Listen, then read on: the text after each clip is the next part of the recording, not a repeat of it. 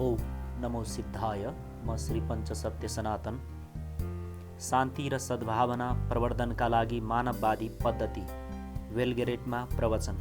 गत 2 महिनादेखि मानव जातिका बीच शान्ति र सद्भावना कसरी विकसित गर्न सकिन्छ भनेर म युरोपका विभिन्न देशको भ्रमण गर्दैछु। यहाँहरूलाई थाहै छ, मानव जाति दिन प्रतिदिन अनेक दल, वर्ग र समुदायमा विभाजित भएर आपसमा लडन्त भिडन्त गर्दै आफू र आफ्नो देशलाई अनगिन्ती आपद विपदमा पार्दैछ। यस देशमा आएको केही दिन मात्र भएकोले यहाँ यस्ता आफू र आफ्ना देशलाई आपदमा पार्ने विरोधी दलहरू छन् वा छैनन् भन्ने कुरा मैले थाहा पाउन सकेको छैन।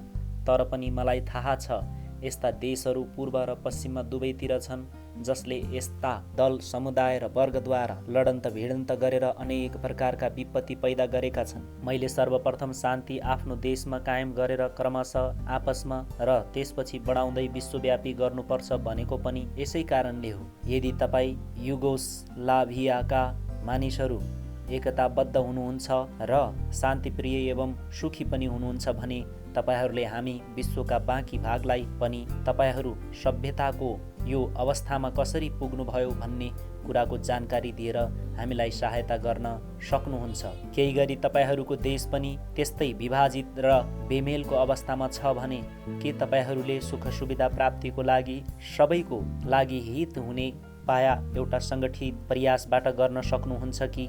मैले भारतमा स्थापना गरेको मानववादी क्लब एकता, सहयोग र शान्तिका माध्यमद्वारा सुख सुविधा दिलाउने एउटा विनम्र प्रयास हो। यस क्लबमा अपनाइएका तरिकाहरूमध्ये आम जनतालाई आत्मसंरक्षणका नियम र कसरी संसारमा भएका जीवनले यसलाई पालना गरेका छन् र कसरी संसारमा भएका जीवले यसलाई पालन गरेका छन् भन्ने कुराको ठिकसँग सम्झाउने एउटा हो। मानिस होस् वा पशु, उसको सबैभन्दा ठुलो चाहना आत्मसंरक्षण हो। अन्य चाहना त्यसपछि मात्र आउँदछन्। त्यस्ता मानिसहरू पनि छन् जो आत्मसंरक्षणको नियम केही पशुहरूबाट मात्र लागू हुन्छ, पशुभन्दा धेरै माथि उठिसकेकाले मानिसलाई होइन भन्दछन्। उनीहरू मानिसको जमातमा भन्छन् मानिसको नियम त आत्मत्यागको हो, आत्मसंरक्षण होइन। सत्य के हो भने युगौँदेखि आत्मत्यागभन्दा आत्मसंरक्षण नै प्रगति र सभ्यताका लागि मानिसले अग्रगण्य ठान्दै आएको छ। आत्मसंरक्षणको चाहनाले गर्दा मानिसले आफूलाई शीत, ताप र वर्षाबाट बचाउन घर बनायो र यही चाहनाले नै खेतीपाती लगायो। फेरि यही चाहनाले नै मानिसले सोच्यो र अनेक आविष्कार गर्यो। यस प्रकार आत्मसंरक्षणको आवश्यकताले गर्दा नै मानिस बिस्तारै बिस्तारै सुरुको जङ्गली अवस्थाबाट आजको सभ्यतामा पुगेको छ। आत्मत्याग जीवनको उच्च नियम हुन सक्छ, तर यो खास गरेर ऋषिमुनिको नियम हो जो कुन बेला अरूको हितका निम्ति आफ्नो बलिदान गर्नुपर्छ भन्ने कुरा थाहा पाउँदथे। सर्वसाधारणले गरेको आत्महत्यालाई आत्मत्याग भन्न सकिन्न। अब आत्मसंरक्षणको इच्छा नै सबैको झैझगडा र व्याग्रताको जरो हो भन्ने कुरा स्थापित गरिसकेपछि हामी त्यस प्रसन्नमा पुगेका छौँ। मानिसले आत्मसंरक्षणका लागि अपनाउनु पर्ने उत्तम उपाय के हुन्? पशुले अपनाउने उपायहरू हिंसकता, बल र पाशविकता नै हुन्। निर्धाले धुर्त्याइँबाट आत्मसंरक्षण गर्न खोज्दछन् भने बलियाहरूले सो कुरा पुरा गर्न बल र फाइँ फुइँ देखाउँछन्। प्रश्न के उठ्छ भने पशुभन्दा माथि ठहरिएको मानिस जोसँग तर्क गर्ने तथा छलफल गर्ने क्षमता छ, केवल धूर्तता वा बलको प्रयोगभन्दा अन्य उत्तम र प्रभावकारी उपायद्वारा आत्मसंरक्षण गर्न सक्दैन? यसको उत्तर दिँदा म त उसले सक्छ भन्छु। ती उत्तम र प्रभावकारी उपाय भनेका एकता र सहयोग हुन्। मानिसको होस पुर्याएर काम गर्ने क्षमताले गर्दा उसले एकता र सहयोगद्वारा धूर्तता र त्रासको बाटोभन्दा सजिलोसँग आत्मसंरक्षण गर्न सकिन्छ भन्ने कुरा सिकेको छ। मानिसले यदि सुरुमा नै यो कुरा नसिकिसकेको भए उसले आज जति प्रगति गरेको छ त्यो गर्न सक्ने थिएन र ऊ पनि अरू पशुसर खतम भइसक्थ्यो। मानिस निश्चय नै यो कुरा बुझ्दछ र सहयोगको उपयोगिता पनि किन छ भने उसलाई थाहा छ ऊ आफैमा मात्र निर्भर रहन सक्दैन।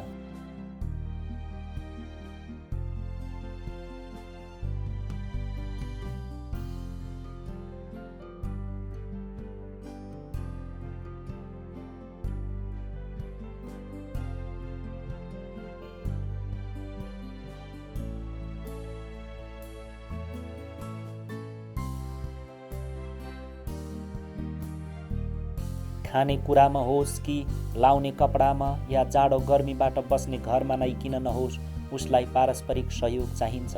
यसबाट उसलाई के थाहा हुन्छ भने मानिसको आत्मसंरक्षणका लागि पारस्परिक निर्भरताको जरुरी छ। पशुहरूमा चाहिँ साना छाउरा बाहेक सबै वयस्कले आफ्नो ज्यान आफैले बचाउने गर्दछन्। आपसी निर्भरता र सहयोगलाई कायम राख्ने तात्पर्यले नै मानिसले अनेक ऐन कानुन र धर्म स्थापना गर्यो। फेरि मानिसले मानिसको यसै अन्तर्निर्भरताको आधारमा समाजको बृहत स्वरूप नीति र नैतिकताको जग खडा गरेको छ। तर मानिस प्राय आत्मसंरक्षणका लागि पारस्परिक निर्भरताको आवश्यकतालाई बिर्सन्छ, जसको परिणाम स्वरूप युद्ध, वैमनस्य वा विवाद विभाजन र झगडा हुने गर्दछ।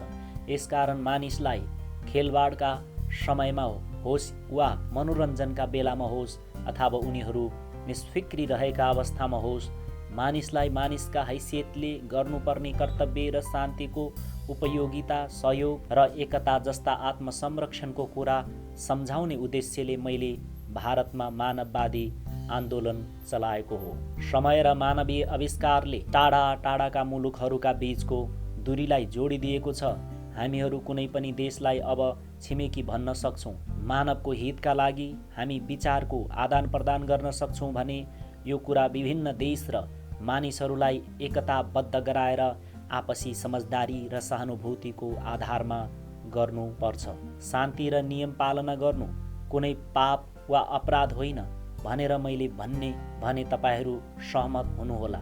तसर्थ मेरा दृष्टिकोणमा सहमत हरेक देशका इच्छुक व्यक्तिहरूलाई शान्ति, एकता र सहयोगको यो मानववादी विचार प्रस्तुत गर्ने विभिन्न तरिका पत्ता लगाउन, विभिन्न मुलुकमा दृष्टिकोण आदान प्रदान गर्न, सघाउ पुर्याउन र सर्वसाधारणमा यथासम्भव यसलाई पुर्याउन केही बन्दोबस्त मिलाउन म अनुरोध गर्दछु। मलाई थाहा छ यो एकता, सद्भावना र सहयोग विचारमा कुनै नौलो कुरा छैन।